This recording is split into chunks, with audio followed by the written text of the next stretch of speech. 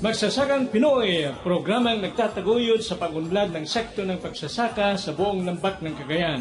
Hatid sa inyo ng Opisina ng Kagawaran ng Pagsasaka sa Rehiyon 2 at ng himpilang ito. Magsasakang Pinoy, Magsasakang Pinoy.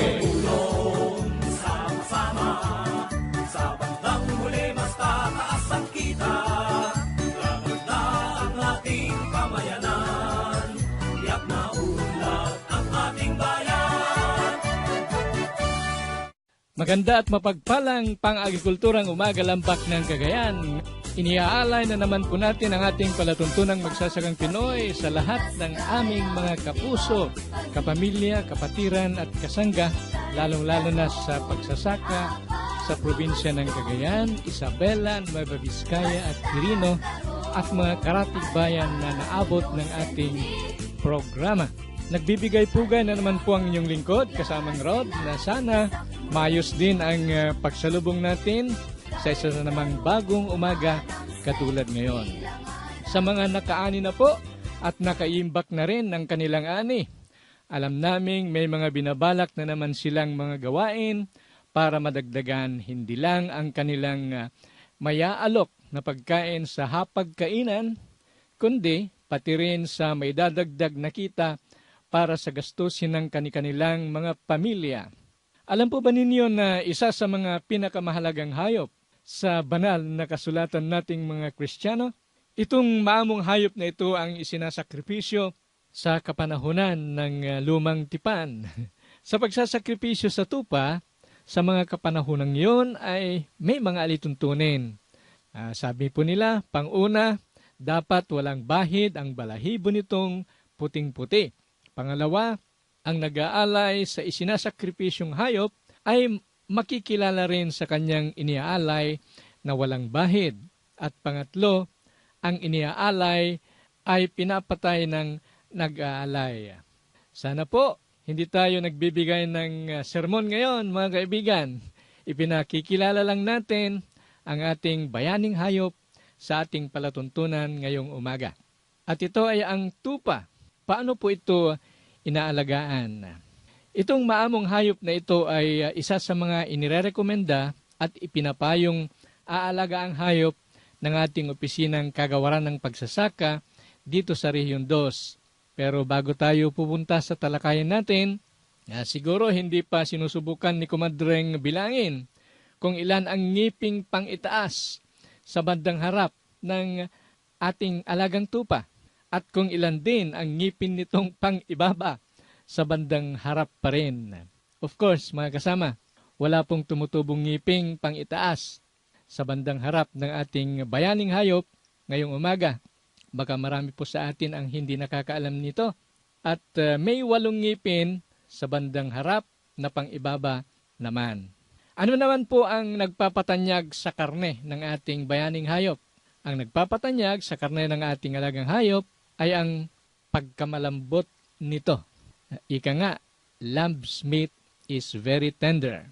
Ang ating mapapakinggan ngayong umaga ay bahagi ng isang nilikhang gabay sa matagumpay na pag-aalaga ng tupa o Guide on Successful Sheep Raising na inihanda ng opisina ng ating Kagawaran ng Pagsasaka dito sa Rehiyon 2. Ito ay mismong isinadula ng mga kapatiran nating naninilbihan sa nasabing opisina.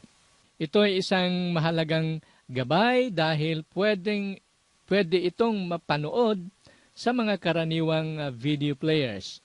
Sinakop sa gabay na ito ang pagpipili ng mga nararapat na lugar na pag-aalagaan ng tupa, ang pagpaparami ng pasture o kainan nito, ang pagpapatayo ng bahay, ang pagpapakain at pag-aalaga sa kanila para malabanan o mailayo sa sakit at karamdaman at marami pang iba. Subaybayan po natin mga kaibigan ang ilang bahagi ng gabay na ito na tumatalakay sa pag-aalaga ng tupa at umpisahan po natin ang gabay na ito.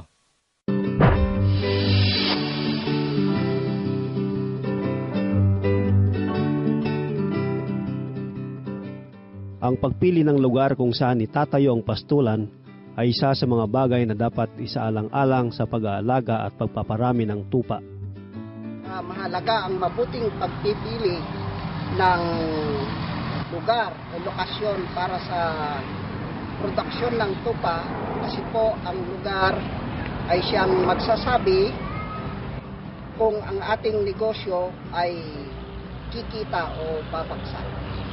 Marami po ang dapat nating sinusunod na pamantayan o criteria. Unang-una po ay ang sinasabi nating peace and order. Ang peace and order po ay mahalaga. Dapat sa lugar na ating pinipili ay dapat po walang magnanakaw, walang pamdaper, walang insurgency. Kasi po, pag nanakawan tayo ng purebred na hayop na nagkakahalaga ng 12,500 ang isa, lugi na natin yon sa ating production. Mahalaga rin na mayroong magandang drainage system o labasan ng tubig. Ito ay para maiwasan ng mga parasitiko na maaring makaapekto sa kalusugan ng mga tupa. Konsidera rin ang lugar na sloping o may pagkaburol para hindi manatili ang tubig at madali lang lalabas, lalo na kung tag-ulan. Ang terrain o topography ay dapat from flat to gently rolling po ang ating pipiliin.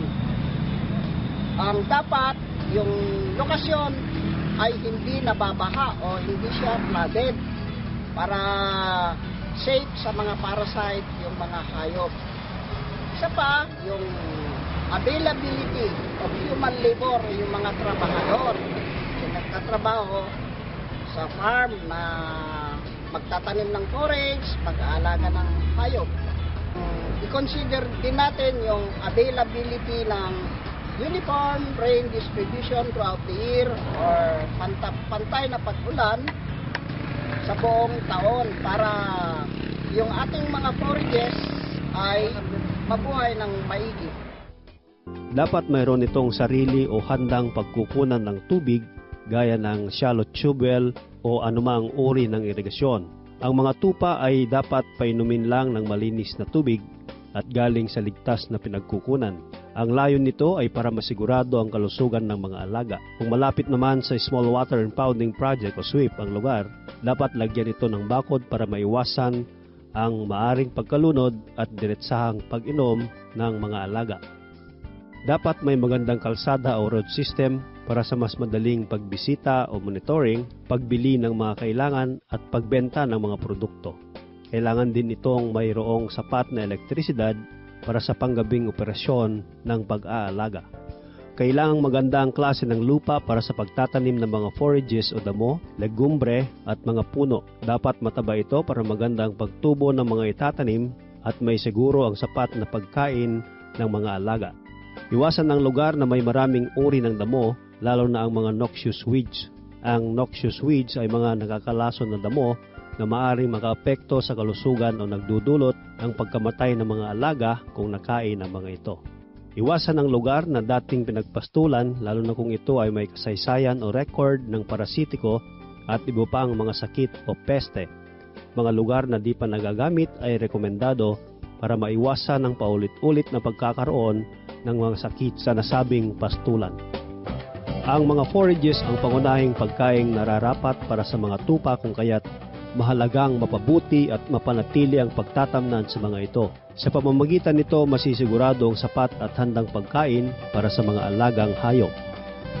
Ang layunin po ng magkakaroon ng magandang pasture vegetation or improved forage para po meron tayong nakahandang pagkain ng mga tupa sa buong taon. Kung kakaunti pa ang bilang ng ating mga tupa, ang pagpapanatili ng katutubong pastulan ay sapat na.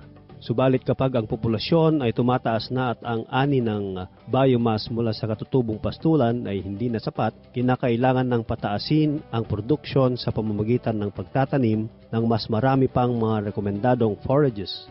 Ang mga rekomendadong forages ay mas masustansya kaysa sa mga katutubong damo. Ang tupa ay nangangailangan ng mas mataas na dry matter, kaya may posibilidad itong ubusin ang higit pang angkop na pagkain. Sa pagpapaunlad ng pastulan, nangangailangan ng oras at panahon dahil sa mga strukturang ipapatayo tulad ng forage nursery at bakod nito. Ang nursery ay kailangan para may pagkukunan ng mga itatanim na mga forages. Mahalaga din ang bakod para maprotektahan ang mga tanim sa mga hayop mula sa labas. Dapat po, pag nag-establish tayo ng ating pasture or forage pasture, dapat po ay may bakod po yung ating mga pananim na forages. Ang purpose po o purpose ng ating pagbabakod ay para mapangalagaan yung ating mga tanim, lalo na sa start pa lang, yung sa start ng ating pagtatanim. Pag maliliit pa siya, dapat po hindi siya masira. At saka may control po ang mga hayop pag may bakod tayo o tinatawag na fencing. Ang mga sumusunod ay mga forages na rekomendado. Grasses o damo tulad ng humidicola, star grass, napier, guinea grass. Pangalawa, ang legumbre tulad ng stylo at centrosema. Pangatlo, mga puno tulad ng gimelina, gliricidia at trichantera. Ano po yung mga rekomendadong forages na ating itatanim? So, nagdedepende po yan sa ating sistema ng pag-aalaga. Pag ang sistema natin ay purely grazing, dapat po ang tanim natin ay yung mga grazing type na sinasabi. Ano po ba yung mga grazing type? Sila yung mga humidicola, stylo, may centrosema. Yun ang mga rekomendado po para sa grazing type. Yung pa naman, cut and carry, meron yung fodder trees. Ano po yung mga fodder trees? Sila po yung mga kakawati, ipil-ipil, indigofera, yung madre de agua, at saka yung false tamarin or dismanthus vergatus. Dapat po yan yung mga for cut and carry. Kung kombinasyon po naman ang ating gamit, kasi po yung kombinasyon ay lalo na pag masamang panahon or nanganganak yung ating hayop, dapat po magtanim tayo ng napier na may kasamang centrosema, guinea grass na may kasamang centrosema, or guinea grass with stylo. Yun po ang dapat mga forages po nating itanim. Ang paghahanda sa lupang pagtatamnan ay tulad din sa palay at mais. Araruhin at suyurin ng 2 beses ang lupa kung unang beses pa lang itong gamitin at 1 beses naman kung dati nang tinatamnan. Unang-una po sa lahat, pag magtatanim na po tayo ng forage na rekomendado para sa ating alagang hayop, dapat po ay maganda po ng ating land preparation o yung paghahanda sa lupa, gaya rin po ng mais at saka ibang crops. Dapat po maganda ang ating land preparation. Bakit po dapat magandang ating land preparation? Mas madali ang magtanim, mas marami po tayong makukuhang herbage yield bawat area. Maiwasan po natin yung maraming weeds or damo, madaling magtanim. Ang pagpaparagos o pagsusuyod ay dapat may espasyo na 60 to 75 centimeters sa huling operasyon.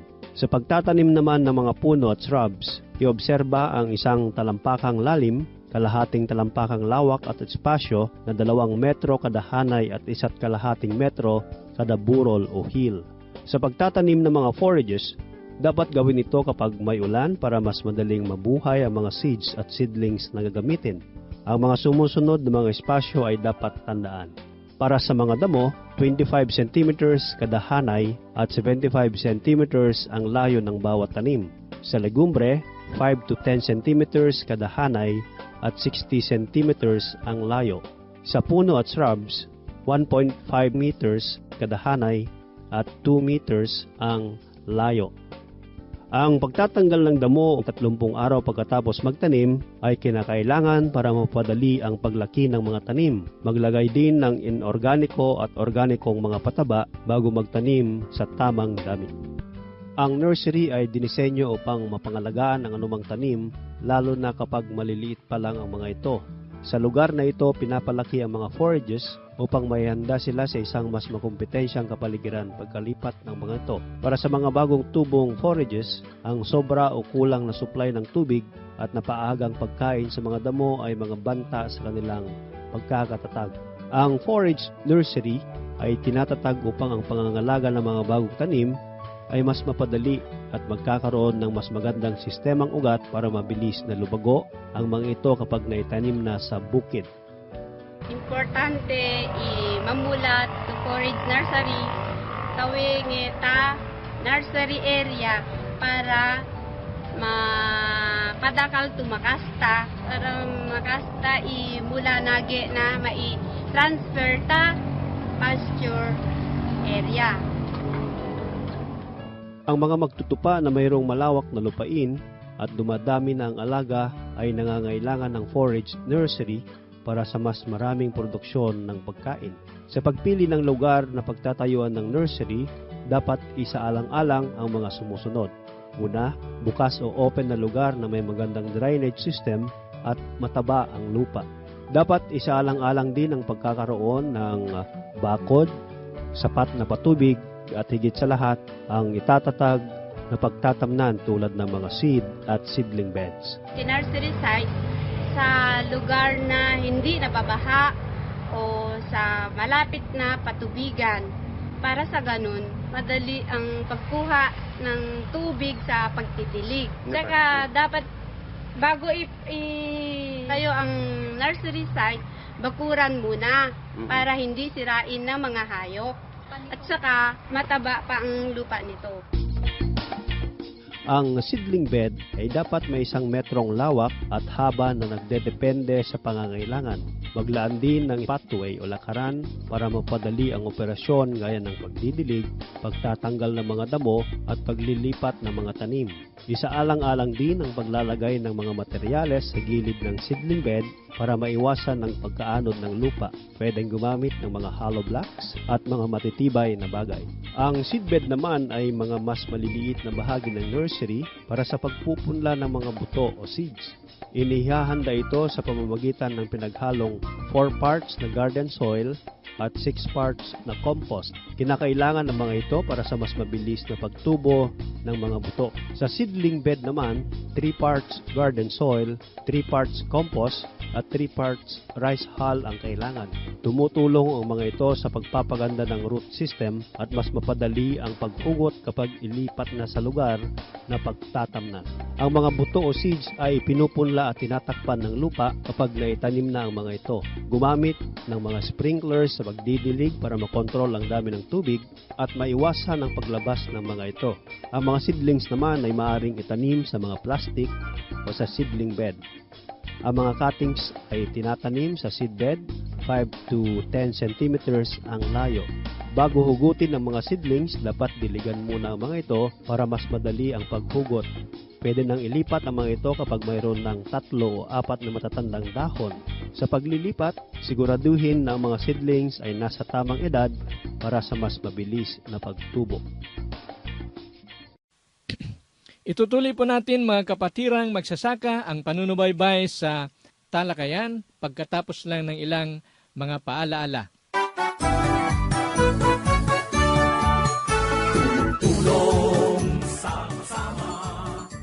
Kaibigan, problema mo ba ang kalamidad na taunang sumisira sa iyong mga pananim? Wes, narito na ang solusyon. Ang 5-in-2 cropping scheme o 5 beses na pagtatanim sa loob ng 2 taon. Posible kaibigan.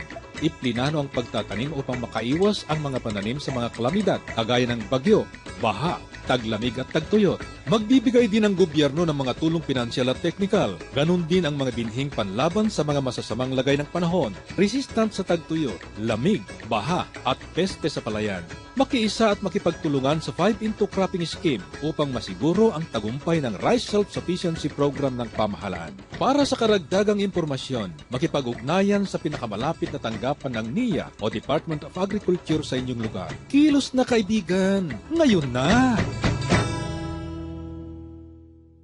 Mas marami sanang bigas na makakain kung wasto ang pagpapatuyo ng palay. Ang Department of Agriculture ay patuloy na namamahala ng mga programang tumitiyak sa wastong pagpapatuyo ng mga butil.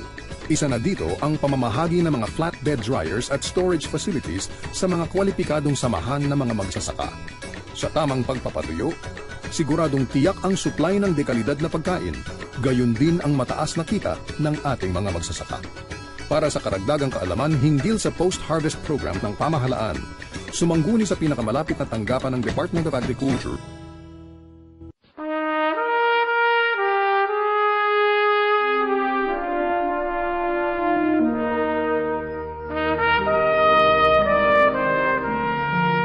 Anumang pangarap ay matutupad sa pamamagitan ng ibayong pagsasanay at tamang nutrisyon.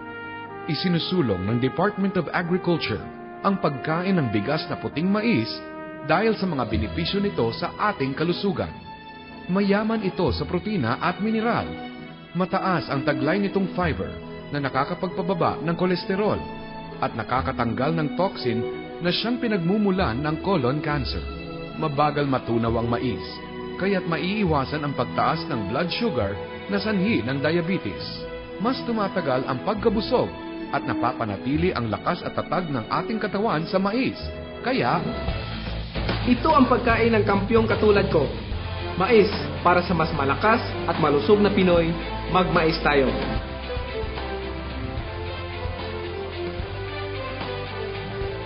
Ang mensaheng ito ay hatid sa inyo ng Department of Agriculture at ng himpilang ito.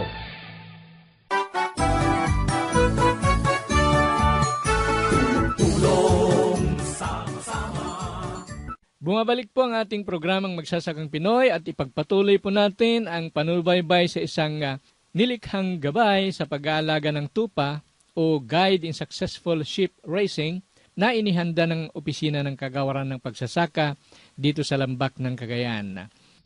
Ang pabahay para sa mga alagang tupa ay mahalaga upang maproteksyonan ang mga ito sa ulan, magnanakaw, predators, kulisap at mga disgrasya na maaring mangyari kapag sila'y napabayaan lamang.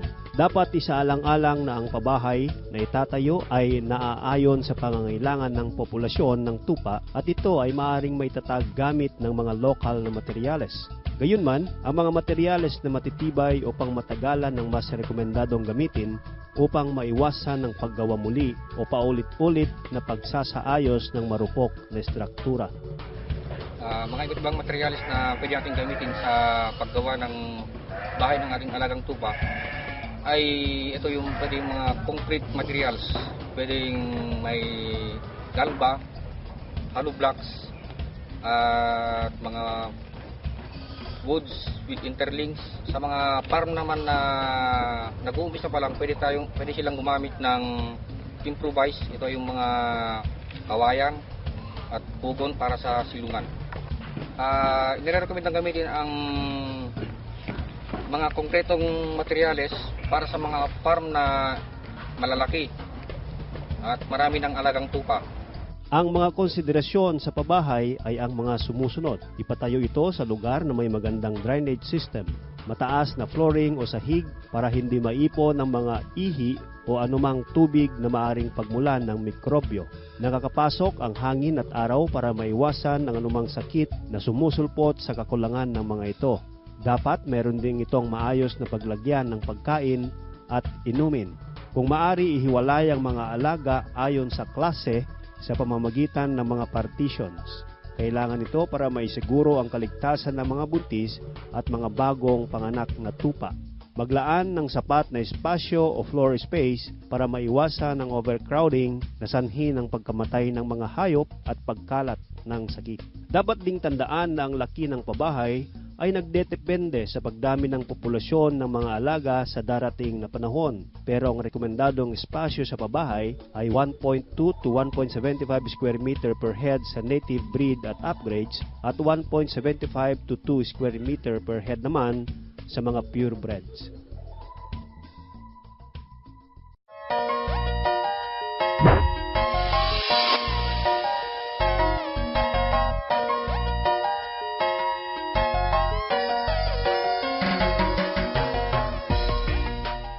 Ang tagumpay ng pag-aalaga at pagpaparami ng tupa ay nakasalalay sa tamang pagpili ng palahiang tupa o breeder stock.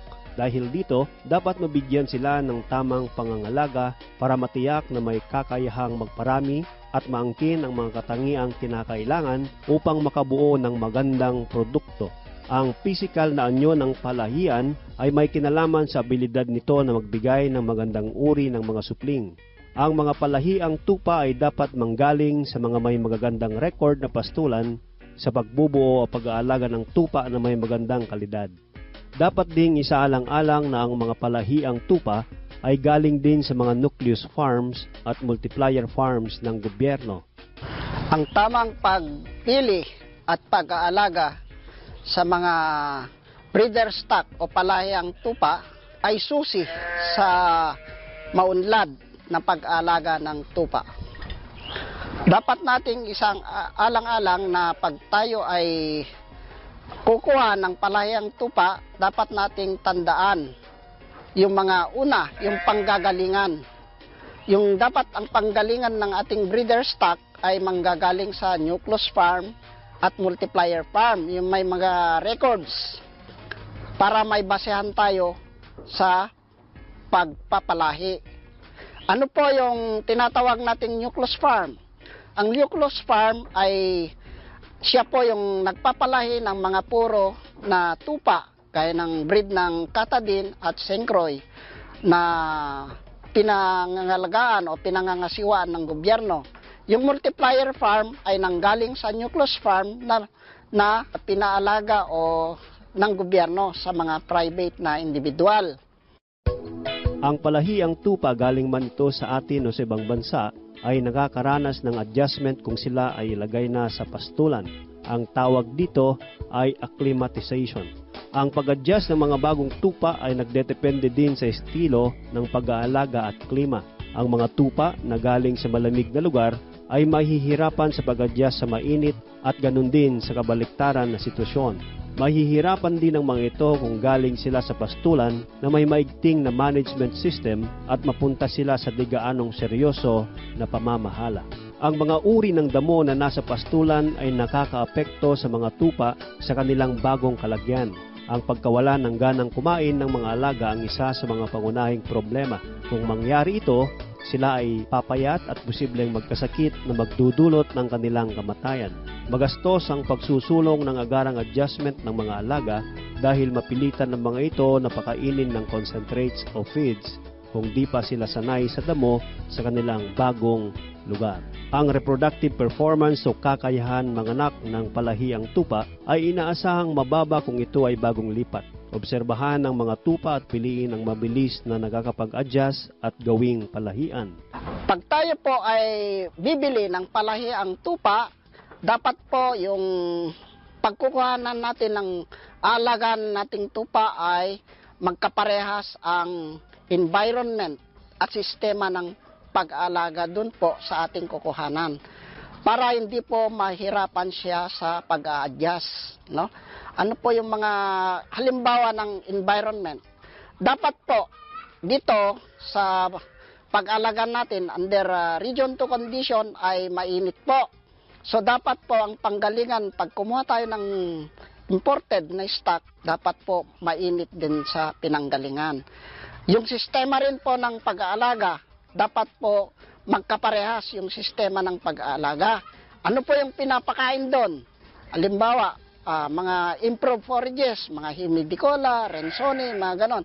Ano po yung sistema ng pag-aalaga? Grazing o kombinasyon ng grazing at saka cut and carry. Yun po ang dapat nating isang alang-alang sa pag-alaga sa ating breeder stock. Yan po mga kaibigan ang pangunang kalahati ng ating panunubaybay dito sa isang inihandang gabay sa pag-aalaga ng tupa o Guide in Successful Sheep Raising na inihanda ng Opisina ng Kagawaran ng Pagsasaka dito sa Lambak ng Cagayan. Sa susunod na ating pagsasama ay ating ipagpapatuloy ito. Asahan po muli namin ang ating presensya lahat-lahat sa susunod na pagkakataon. Magpapaalam na po ang inyong abang lingkod kasamang Rod at naway pagpalain tayo lahat ng Panginoon sa lahat ng ating mga gawain sa araw nito at sa pagtatapos ng linggong kasalukuyan. Mabuhay ang magsasakang Cagayano, mabuhay ang magsasakang Pinoy. Magandang umaga muli sa atin lahat. Magili naming taga-subaybay, ating natunghayan ang isa pang edisyon ng programang Magsasakang Pinoy na nagbigay alam ng sari-saring impormasyon tungo sa ikaunlad ng sektor ng pagsasaka sa buong lambak ng Cagayan. Inihatid sa inyo ng opisina ng kagawaran ng pagsasaka sa Region 2 at ng himpilang ito. Magsasakang Pinoy, Magsasakang Pinoy! Ang ating pamayanan.